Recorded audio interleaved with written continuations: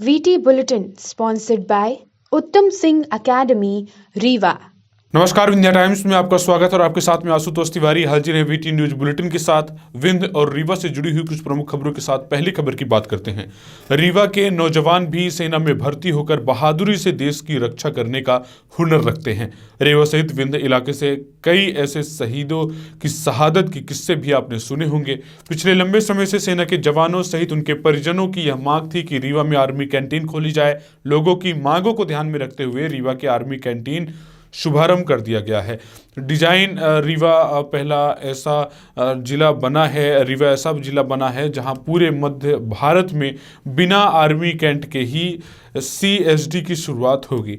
इस सुविधा के शुरू होने से रीवा सहित 8 जिलों के पूर्व और वर्तमान करीब 18,000 सैनिकों को फायदा मिलेगा। वहीं जबलपुर इलाका की दौड़ अब नहीं लगानी पड़ेगी और इसके अलावा जबलपुर इलाहाबाद की दौड़ के साथ साथ बता दें कि सेना के जवानों को सस्ती दाम पर चीज़ें उपलब्ध कराने के लिए रक्षा मंत्रालय का ही CSD विभाग कई जिलों में कैंटीन संचालित करता है और अब रीवा में भी शुरू हो गई है। कई सालों से रीवा में CSD कैंटीन के शुरू करने की तैयारी थी और मांग भी उठ रही थी, अब जाकर इसमें सफलता मिली है। विधानसभा अध्यक्ष गिरीश गौतम रीवा में अपने अल्प प्रवास पर पहुंचे। विधानसभा अध्यक्ष गिरीश गौतम ने पत्रकारों से कई मुद्दों पर चर्चा की और इस दौरान विधानसभा अध्यक्ष के द्वारा जो प्रस्ताव रखे गए उन विषयों पर भी बात की गई।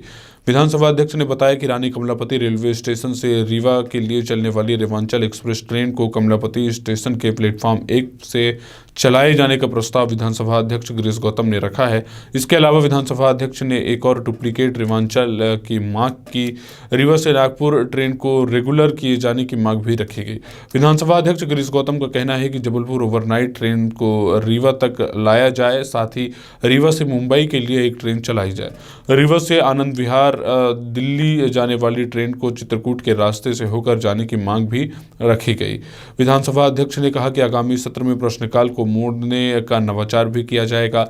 अपने अल्प प्रवास पर रीवा पहुंचे विधानसभा अध्यक्ष ने पत्रकारों से चर्चा के दौरान जानकारी दी है। अभी हबीबगंज रेलवे स्टेशन का आपने भ्रमण किया है और इसके साथ रेवांचल ट्रेन को 1 नंबर और 6 नंबर प्लेटफॉर्म से चलाया जा रहा है। ना एक ही नहीं, उसमें रेलवे के बारे में कई चीज़ें मैंने कही। एक तो रेवांचल को 1 नंबर से लेना, उनकी टेक्निकल प्रॉब्लम ये है कि वो आगे भोपाल एक्सप्रेस निकलती है दिल्ली के लिए, उसको लगाना पड़ता। उनका कहना था कि जब हम रैक लाते हैं तो हमको 30 मिनट चाहिए, वो मिलता नहीं। उसका विकल्प हमने उनको दिया कि हमारी गाड़ी 9:45 चला दो पर 1 नंबर से चलाओ। न केवल ये कहा, मैंने ये कहा कि रेवांचल के लिए एक हमको क्लोन या डुप्लीकेट रेवांचल चाहिए। जो आप स्पेशल फेस्टिवल का चलाते हो उसकी जगह में उसको रेगुलर कर दो, उसमें भी सहमत बनी है। तीसरा मैंने ये कहा कि जो नागपुर को गाड़ी जाती है इसको डेली करो। उनकी समस्या ये है कि यहाँ पर रीवा में वासिंग पिट है, अनुरक्षण का स्थान नहीं है, तो हमने कहा उसका अनुरक्षण नागपुर में कराओ, वाशिंग यहाँ कराओ, उसको डेली करो, उसमें भी सहमत बनी है। तीसरा मैंने ये कहा है कि ये जो जबलपुर आती है ओवरनाइट, यदि आपको अलग से नहीं देना, उसी को यहाँ तक ले आओ रीवा तक। एक रीवा से बम्बई चाहिए अपने गाड़ी, वो मैंने उनको कहा है। तीसरी बात ये जो रीवा से आनंद विहार जाती है, तो उनका जब मैंने पहले पत्र लिखा था तो उनका जवाब आया था कि इलाहाबाद के यात्रियों को असुविधा होगी। तो कल मैं रिकॉर्ड के साथ गया था। इलाहाबाद से दिल्ली जाने वाली 46 गाड़ी है, 46 गाड़ियाँ इलाहाबाद से दिल्ली जाने वाली गाड़ियाँ 24 आवर्स में। तो यात्रियों को क्या असुविधा होगी? 46 गाड़ियों में यदि उनका काम नहीं चलता तो एक गाड़ी से क्या फ़र्क पड़ता है? तो मैंने उनको कहा कि चित्रकूट में करबी धाम के लिए कोई गाड़ी रीवा वालों की नहीं है। आनंद विहार को रीवा से मांदीपुर होकर के चित्रकूट ले जाओ और चित्रकूट से या ग्वालियर झांसी होकर के हज़रत निजामुद्दीन ले जाओ, तो हमको भारी सुविधा मिलेगी। इस तरह की बातों को मैंने कहा। विधानसभा सत्र शुरू होने वाले हैं, इस बार क्या नवाचार करेंगे? नवाचार तो बहुत करेंगे। इस बार देखना आप प्रश्नकाल को थोड़ा सा दूसरी दिशा में मोड़ने का काम किया है। और दूसरा ये काम किया कि एक दिन फिर 22 तारीख को हमारे नए विधायकों का महिलाओं का डे होगा, उस दिन केवल उन्हीं के प्रश्न आएंगे। इस तरह के तमाम सारे प्रयास कर रहे हैं। सचिन यादव के मसले पर क्या निर्णय होने वाला है? सचिन यादव ने सचिन बिरला भाई, उसका निर्णय मैं जल्दी करने वाला हूँ। मैंने फाइल देख ली है, सब देख लिया है। अध्ययन कर लिया है। क्या निर्णय है आप सुन लोगे, 1-2 दिन के भीतर उसका निर्णय आ जाएगा। रीवा शहर के कृष्णा राज कपूर ऑडिटोरियम में विंध्य टैक्स कॉन्फ्रेंस का आयोजन किया गया। यह आयोजन All India Federation of Tax Practitioner और Central Zone Madhya Pradesh Tax Law Bar Association, Tax Advocate and Consultancy Association के संयुक्त तत्वाधान में आयोजित किया गया। विंध्य टैक्स कॉन्फ्रेंस में देश के कोने कोने से आए टेस्ट टैक्स विशेषज्ञों ने अपने विचार रखे और टैक्स से संबंधित कई भ्रांतियों के बारे में अवगत कराया। विंध्य टैक्स कॉन्फ्रेंस का आयोजन 3 सेशंस में हुआ और जिसमें क्रमबद्ध तरीके से इन कॉन्फ्रेंस में कई जिले से आए हुए विभिन्न वकील, सीए और नागरिक मौजूद रहे। देश के सर्वश्रेष्ठ शिक्षण संस्थानों में शुमार मध्य प्रदेश के इकलौते रीवा सैनिक स्कूल के छात्रों ने एक बार फिर संस्थान का नाम रोशन किया है। रीवा सैनिक स्कूल से निकले ऐसे कई छात्र हैं जो देश की रक्षा के में सेना में बड़े पदों पर तैनात हैं। फिर एक बार सैनिक स्कूल के विद्यार्थियों ने स्कूल का नाम रोशन किया है।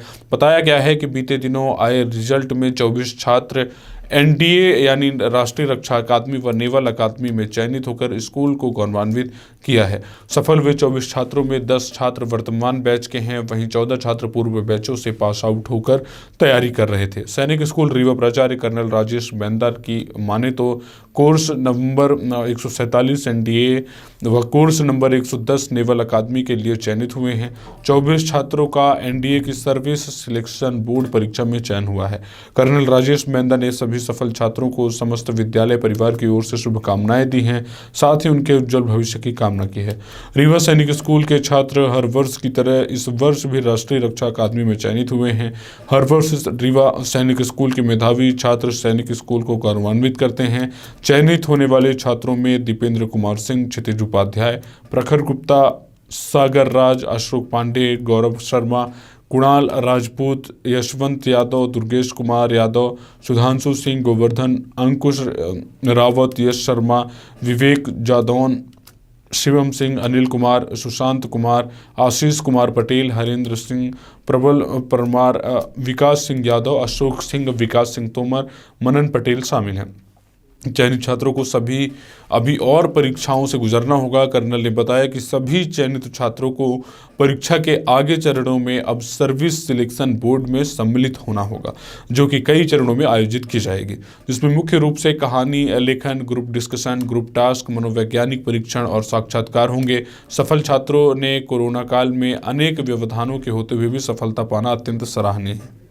मध्य प्रदेश के राज्यपाल मंगूभाई पटेल शहडोल के शंभूनाथ कॉलेज पहुंचे। महामहिम राज्यपाल मंगूभाई पटेल शंभूनाथ विश्वविद्यालय में आयोजित हुए दीक्षांत समारोह में शामिल हुए। इसके अलावा राज्यपाल ने पंडित शंभूनाथ शुक्ला की प्रतिमा का अनावरण किया। विश्वविद्यालय के प्रथम दीक्षांत समारोह में शोभा यात्रा निकाली। कार्यक्रम में विधायक जय सिंह नगर और जय सिंह मारावी, विधायक जैतपुर मनीषा सिंह, विधायक व्यवहारी शरद कौर, विश्वविद्यालय के कुलपति पंडित शंभूनाथ, प्रोफेसर मुकेश तिवारी, सचिव प्रोफेसर विनय कुमार सिंह और सहित कई प्रोफेसर एवं जनप्रतिनिधि उपस्थित रहे। वार्ड क्रमांक 29 पांडे टोला मोहल्ला में खुद के भवन निर्माण कार्य में बाधा उत्पन्न की गई और सत्येंद्र मिश्रा एवं उनके परिवार के सदस्यों द्वारा अवरोध उत्पन्न किए जाने का आरोप लगाया गया। शिकायत की गई है कि सत्येंद्र मिश्रा और उनके परिवार के द्वारा दीवार को खुद के हाथों गिरा दिया गया है और जान से मारने की धमकी दी गई है। निर्माण कार्य कराने वाला परिवार हाईकोर्ट से केस जीत चुका है, बावजूद इसके ऐसी समस्याओं का सामना करना पड़ रहा है। मामले में कई बार शिकायत की जा चुकी है। हैरत की बात यह है कि पीड़ित परिवार के एक सदस्य भाजपा के नगर मंत्री हैं। राजनीति और जन सरोकार से संबंध रखने वाले शख्स के साथ अगर ऐसी दादागिरी दिखाई जाती है तो आम इंसान का क्या होगा, यह एक बड़ा सवाल है।